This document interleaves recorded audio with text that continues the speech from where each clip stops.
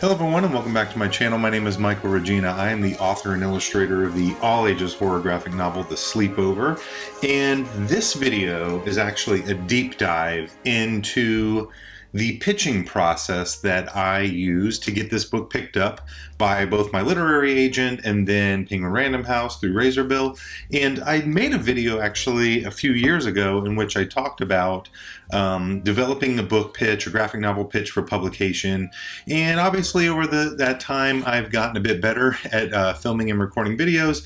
And at the time I spoke in really sort of generic terms about just like what you should include and not include. So I figured why not actually update that video for today, but also as an example of walking you through the process of creating a pitch, I will take you through my specific pitch that I used when pitching The Sleepover for agents in publication. So that's this video.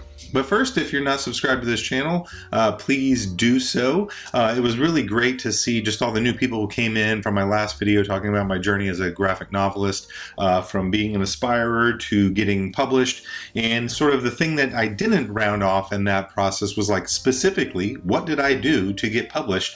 And that's really why I thought this would be a fun video to dive into. So as I said in my last video, the way this whole process started for me was after I finished my Adamsville series, I took a year off and I focused entirely on developing my skills where I saw sort of weaknesses within my abilities. And part of that was just like to give myself the brain's space to sort of recuperate and rejuvenate from what was a very long process of self-publishing 3 books. And during that downtime, I had this idea that I wanted to make a standalone graphic novel for publication. I didn't want to do a series, and I wanted to put all of my effort into actually getting published. So that meant I wanted to actually go through the process of finding a literary agent, submitting that book out to agents for consideration, and then getting published by a major publisher. The idea for The Sleepover kind of came along very much out of nowhere. I wanted to make this book that felt like this very small, contained horror story. I was thinking a lot about stories that I loved, like the book The Ocean at the End of the Lane, and just other sort of stories like Signs, the movie Signs, where you take this like family, this group of people, and you confine them into like their home, and they go through a terrible experience in a very short period of time. And so this idea came to me for The Sleepover, and then I began going into the process of creating a book pitch. And that is what we're going to spend some time diving into. Now, in my original video, I talked about the specific elements that you need as a part of your book pitch. And what I want to do is, as I talk about each element, I will show you from within my own pitch how I solve for this problem. And if you want to see my pitch for yourself, you can sign up for my email list down below in the description, and you'll receive an email that takes you straight to a page that has all of my downloadable content, as well as the checklist that you can fill out for creating your own graphic novel pitch for trying to find an agent. So the first thing I want to talk about when creating your book pitch is not necessarily talking about the elements that you should have and what order you should have them in. I'll talk about that later, but is obviously creating this story that you really want to share and try to get published. This process obviously is really up to you. It's developed out of your own sort of creative process to come up with an idea and put those elements together. But what I can say is that when you're developing a graphic novel pitch to send to both agents and publishers, you want to start off with an idea that is pretty loosely conceived. Publishers want to work with something that they can develop alongside of the creative team or individual who's creating this graphic novel to hone it into something that they feel like is ready for publication. So what I mean by that is that you're not necessarily looking to pitch something that is complete. You don't want to send them necessarily a full book with all the artwork done and all this sort of thing. It's not that that doesn't ever get picked up. It's that publishers will look at that and say, hey, this book does not, we like elements of this book, but we feel like we'd like to change a lot of things, and you've already finished all this artwork. Are you willing to do that? In fact, a very practical thing that happened is in my own experience, I was trying to get my book Adamsville picked up by a publisher after the Sleepover had been sold in Deepwater Creek. And the sort of central sticking point of it not actually getting picked up by anybody was the desire by the publisher and others to redo a lot of the artwork and such like that. Since I've grown quite a bit as a creator and my art looks quite a bit different from what it did when I was making that series. And ultimately, I just declined the request. It was like, I'm not really looking to go backwards. So I lost an opportunity because I had already finished these books. And I didn't feel too bad about it because Adamsville had its own success and I just kind of want to move forward. But the point is, if you're trying to get a publisher, you don't want to send them something super fleshed out just yet. So what that starts with is, though, you want to begin with the idea of outlining your story, figuring out what your story is going to be. And the easiest way to do that is to create a 1-page to 2-page or so summary of the entire story. As you can see in my outline here for the Sleepover, I wrote 2 pages, and this description is very simple. I honed in on one specific character, the character of Matthew, and try to talk about his journey throughout this 1-page synopsis, because all the nuance and everything else that's within the story is something that readers might appreciate. But from the concept of like an agent or a publisher being able to see this book and say, we want to go with this, I think they need to really understand like that, you know, who the character of this story is, what their journey is, and ultimately that ending.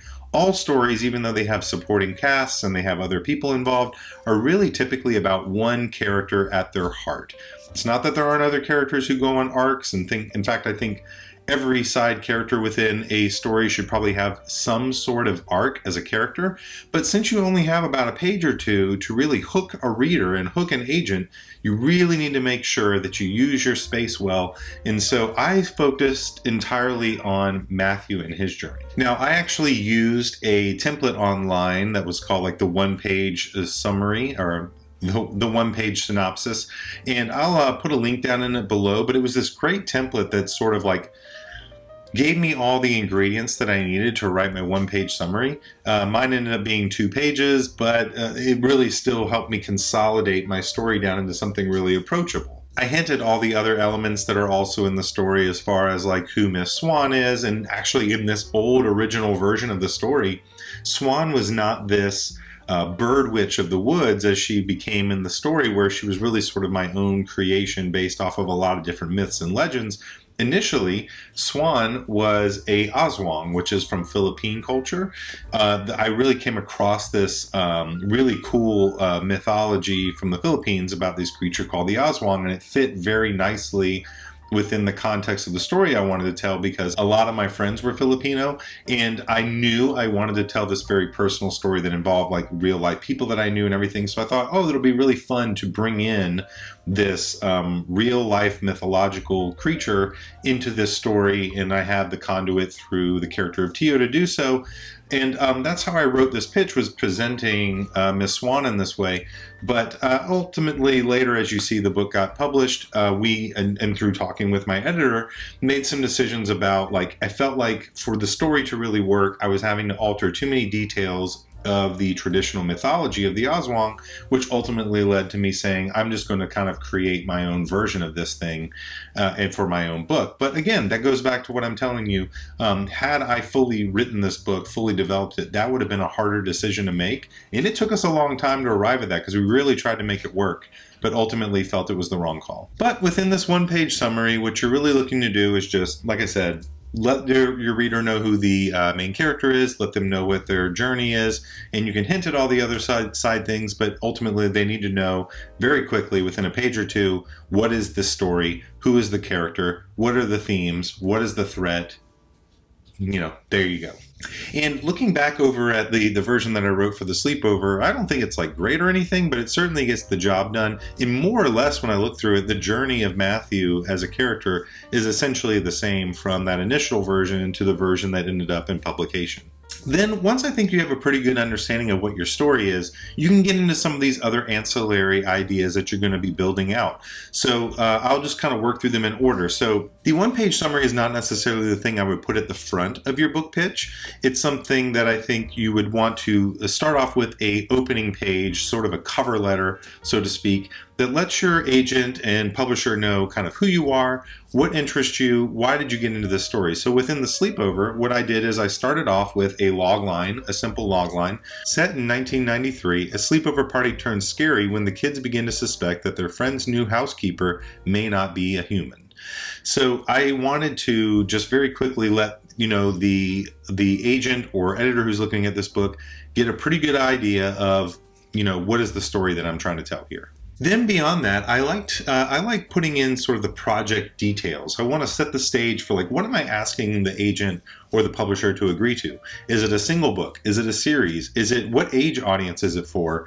Kind of, what time frame do I think this is going to take? I want to be able to tell the person that is looking at this what I anticipate, what I'm asking them to both represent and or publish. So for the Sleepover, I wrote, the Sleepover would be a standalone middle grade horror title in the graphic novel format. So middle grade, right there, I'm telling the agent or the publisher, this is something intended for the age 8 to 12 range. Obviously, it could be for anybody, but that's what middle grade is ages 8 through 12. And I'm letting them know it's a graphic novel. And I also talked about its original length being somewhere around 150 pages, and that it would take me somewhere around 12 to 18 months. The book ended up being something close to 222 pages, and it did take me about 12 months to 18 months to finish. So got the time frame right, but not the number of pages. But that let them know, this is a standalone book. It's going to relatively take me somewhere around a year and a half or so to finish, and you can anticipate it being around standard graphic novel length. And then on the introduction page, I know that my agent that I might be working with and the publisher doesn't know a lot about me or why I'm interested in this book. So I wrote a brief introduction that just talked about, I won't read this whole thing in detail, but just talked about why am I wanting to tell this story of the Sleepover? What is it about this story that gets me excited? And so I talked about my love of horror, my love of creating horror in comics, and my previous history making a comic, and why they could trust me in doing this. And just sort of letting them know who I am, what this book is, and why they should be involved in it. I put all that on the first page of my pitch because I figure if somebody reads that and is still intrigued, they want to stick around, but they may not read my synopsis. So I want to get them hooked and get them excited about I want them to know, here's what the basics of the idea are. I actually have thought through the business plan of this book, and also I want you to know why I'm excited, because if I'm excited, maybe you'll be excited, right? So just trying to do that. Other items that I think are important is if you have a set cast of characters that are important to your storyline, it's a good idea to sort of create pages or sections within the pitch that let the editor or the agent know who those characters are, what their personality's what the role in the story is. And I did this for each of the characters within the Sleepover, from all 4 boys to the parents, as well as Matthew's sister, and Miss Swan, our potential villain of the story. I also try to throw in little personality quirks within each one of them. So for instance, with Mario, I put that he's a troublemaker, but he's fiercely loyal and more than willing to do anything to protect his friends, including taking Miss Swan out if needed. Mario don't play games. This is also a really helpful exercise because I think it helps you better understand what each character's role is within the story that you're telling. If you can sort of say, here's who they are, here's their function, here's what they do within the story, it gives the editor or the agent an idea that you don't just have characters that are there, they actually serve some sort of function within the storyline itself. Then the big sort of element of the story that's really going to let an editor or agent know whether or not they're on board are the sample pages. So the sample pages are really going to be where you try to get them to understand why they want to be involved in this project. Now, one thing I think that's actually pretty important is that these sample pages don't have to be the opening pages of the book, right? So they don't have to be the first set of pages that you find within the book.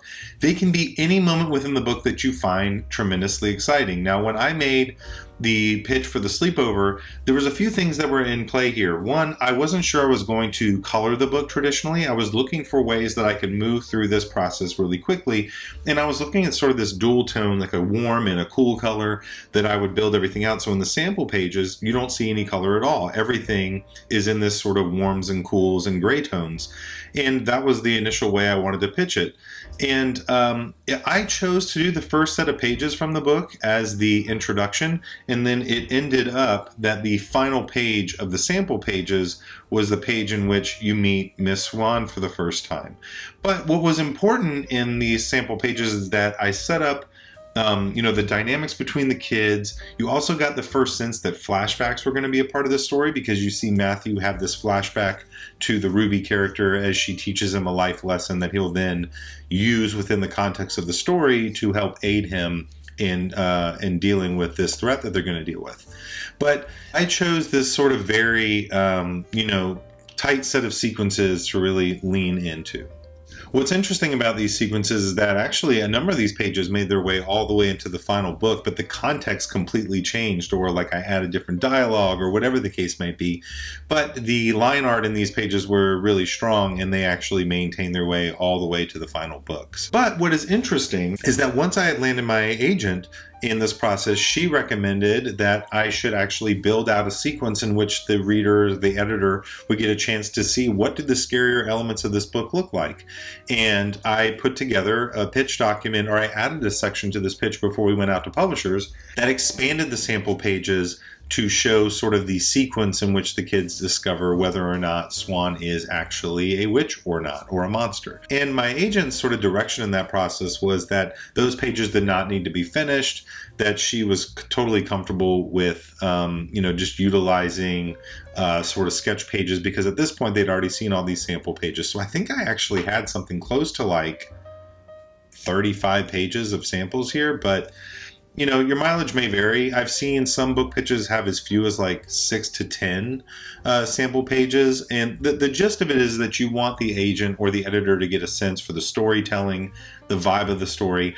And for the Sleepover, I really was trying to tell a story that was both creepy but heartfelt. I wanted the agent to get a sense for my taste in storytelling, which is always a bit more of like I think a quieter approach in some of these moments. So I think these pages worked great. Obviously, they worked to get me my agent and my publisher, but I do think it was a great call to include an action sequence in the story as well, so that the publisher could get a sense for like, what does the suspense elements of the book feel like. Now, once you have all these basic elements of your pitch together, it's really about putting the final touches on it. So for me, that was including an about the author section of my pitch that just showed who I am, and kind of that back cover flap that someone might read to get to know me as a person. And I also included a cover for the front of my pitch to sort of lean in and get the agent or the editor excited about my book. And I'm really happy with this first image of the Sleepover. It's obviously didn't become the cover, but I think it was perfect. I actually reused the element of Miss Swan in the background as the kind of ominous version of her that you see on the front cover of the final book. So, a lot of these elements of this pitch actually made it all the way to publication in one form or another. So I'm pretty proud of that. The book, largely stayed what I thought it was going to be. So those are all the elements that I included on my book pitch. Once I had these all together, I put it all together in a package, like I said, that you can get if you sign up for my email list. You can take a look at my book pitch. Once you finish with that, now you got to go find an agent, and that's a completely different process. But what I can't tell people exactly how to get an agent. This is a question that comes up all the time, but what I will say to it is this. I want to dissect my query letter to my agent so that you can get a sense of like what that looked like. But a few things. Questions I get asked all the time. Where can you find a literary agent for graphic novels, and how do you put together a query letter? So the query letter, just so that you're aware, is the email or submission that you're going to send out to the literary agent to say, hey, I do these things. Would you represent me? Help me make a book. So the way I started, though, is I used a website called agentquery.com, where I was able to filter out different literary agents based on genre and this sort of thing, genre, age group, all that. So I would look up things like, represents comics, looks at children's lit, this sort of thing.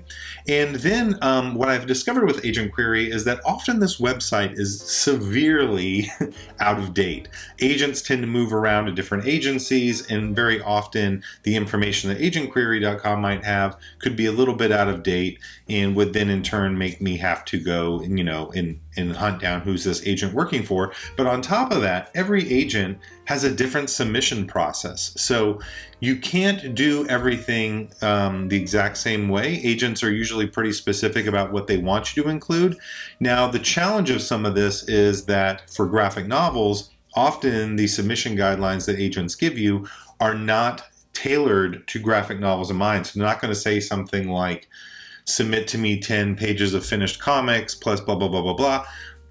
It usually will be a little bit more loose than that. So I often would just look to see if they did give specific directions about what they wanted from comics. And if not, it really made it difficult for me to know what they would like. And so what I did for those individuals was I wrote my query letter, and then I just said, here's my pitch, here's a link to it, take a look, go.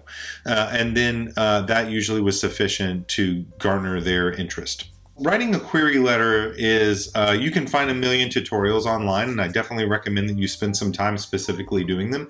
But I'll dissect what I actually did so that you can see how this worked and whether or not it worked for me. So rather than getting some of the specific details of my own agent, what I did with my query letter to her is, one, right off the bat, you need to use the name of the agent. Do not put dear agent, do not put dear, to whom it may concern. If you are querying a specific agent, you need to say to that agent, hello, person, right? I'm talking to you. And then often they'll tell you if they want anything directly put into the subject line and so on. But I just come right out of the gate and I'm like, hey, dear this person, I am seeking representation for, and I try to say like what my audience is in the type of work. So mine was, I am seeking representation from a middle grade graphic novel horror title, The Sleepover. So right off the bat, I'm telling them I'm making middle grade comics, or I'm making middle grade books. It's a comic book and it's horror. Here's what it's called. And then I do like a super condensed version of the story, and I try to make it as punchy and logliney and exciting as possible so that they can know, like, am I into this or not? And so for me, I wrote this: Matthew Russo and his family are reeling from the sudden loss of their beloved nanny, Ruby. To cheer him up, Matthew's friends plan a sleepover at his house. Movie, candy, and potty humor are a surefire way to cheer up the soul of a 10-year-old boy. As the night goes on, the boys begin to suspect that Matthew's new nanny might not be human, turning their night of fun into a deadly fight for survival. So right there, I'm just trying to say, like, here's the story I'm telling. It's exciting. You should be excited about it. I want to hook them immediately because I only get this one email. In most cases, like I said, the graphic novel pitching process is normally not outlined in submission guidelines. So I just come right out and say, I've created this pitch for the graphic novel that includes sample pages, character sheets, and synopsises. You can download the PDF here. And then this was something that changed everything when I began querying agents. So initially, this was all I would do. I would say, like, I have a PDF, come look at it, look at it.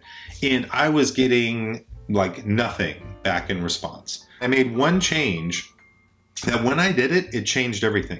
I began including sample pages from the PDF pitch in the email itself. So this included kind of the first few pages that gave them the synopsis, they gave them the sort of introduction, and then gave them a look at the actual artwork, including my cover. And the reason I think this sort of changed everything was because a big part of the selection process, I think, for agents and editors is, do I think this person's art looks good enough, right? Comics are an artistic medium, like a drawing illustration medium.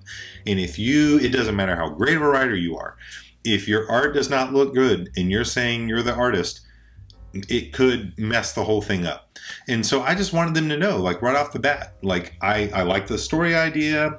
I like the way this person tells a story. I think they're talented enough to illustrate it.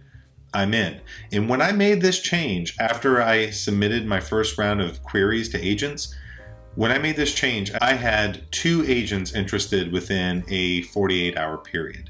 Just very quickly, I think people were able to go into my email, see what I had written, take a quick look at my art, and decide either I'm out or I'm in. It happened very quickly. And then to bring it all home, I think you want to actually let them know like what qualifies you to even do this if you have credentials. If this is your first thing, like you've never finished a comic book before, this is your first attempt at it. It's not that it means you can never do this, but I think it's going to be a lot more difficult for an agent or an editor to be excited about giving you an opportunity to finish a big book if you've never shown that you can do it before. So to sort of bolster the confidence of the agents I was talking to, I talked about my previous project in Adamsville, that it was a featured comic on Webtoons, that the print editions had sold through Kickstarter, and at the time I had sold over 5,000 copies of this independently published book. And so I think I was able to kind of say like, look, I've done this before. I've finished 3 books. They've sold pretty well for a self-published series. They were picked up by a major platform. This is my thing. And then just ending with a final, just sort of like, thank you for considering my project, and sending it off to that agent. And then, then you're kind of on the waiting game. If you've gone through this process, you've developed an amazing pitch. Obviously, something that goes without saying, as you go through some of these, it's great to talk with other artists that you know and get feedback, honest to goodness feedback. Let them tell you if your art's not working or if the story's confusing or you need to shore up these things. Give them permission to tell you that this is not good. And what was so encouraging to me is as I sent this pitch off to people, it went from a lot of feedback to a lot of people saying, this is really good. I think you're going to get what you're hoping for out of this. And I knew that I might have found the book that was actually going to get me published. But get that feedback before you go out to these agents and start talking to them or publishers and garner their buy-in before you step forward. And if you can get some good feedback, you can make these changes, because often you only really get one shot at an agent per project. And then from there, honestly, you're just kind of on the ride. You'll be checking your email like every 5 seconds. Like, did they respond? Did they respond? Did they respond? Did they respond? So I recommend setting up alerts so that in case those people email you back, you'll get the notification on your phone or something like that. But yeah, this is the process I used to get the Sleepover picked up. I'm in this process again as I'm developing my next graphic novel project. I'm, no longer under contract. So the 2-book deal that I signed with Penguin for my last thing, which was the Sleepover in Deepwater Creek, is done. And now I'm beginning the process of putting together a book pitch to get someone interested in this next idea. So I'm looking at my own book pitching process as well and going like, are there anything here that I want to change or modify? And looking at this book pitch, I think this is largely still the process that I want to go through. A few additions that I think might be worth considering.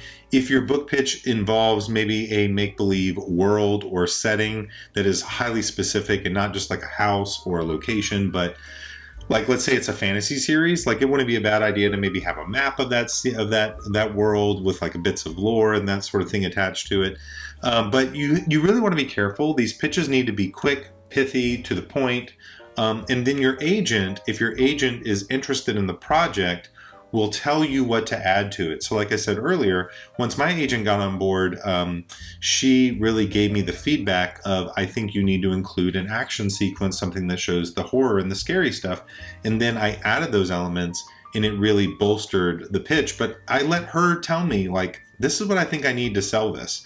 So you want to keep it sort of good, tight, and then let them give you some additional guidance if you have some. So that's the updated 2025 version of the How to Create a Graphic Novel Pitch for publication, and also talking a little bit about agents and querying agents. I hope this was helpful. Like I said, my last version of this video was one of my most watched videos on my entire channel, and it just felt like it was time to talk about it again and update the content and quality and all that good stuff. So I appreciate you all being here. If you enjoy this content and want to watch something else, I'm gonna have it just do whatever it thinks is the next best thing you might enjoy. So subscribe, like, leave a comment, all that good stuff. I wish you all the best as you seek publication for your book. Would love to see what you're working on. If you ever get it to a point, just, send it my way. Would love to check it out. Talk to you later. Bye.